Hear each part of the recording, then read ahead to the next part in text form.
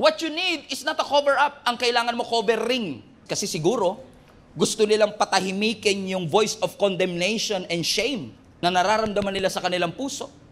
Kaya imbis na magpagaling, imbis na magpaproseso, imbis na lumapit sa mga leaders, sa counselors, sige, sasagutin na kita. I will enter another relationship. I will apply to a new company. I will start a new business. Kasi akala natin yung bagong relationship, yung bagong kumpanya, yung bagong stage ng buhay natin, yun ang makakapag-cure para man lang mawala yung feeling ko ng guilt and shame. But you never really process that pain. And what will happen? Hanggang sa new relationship, dala-dala mo yung guilt. Hanggang sa new relationship, dala-dala mo yung shame.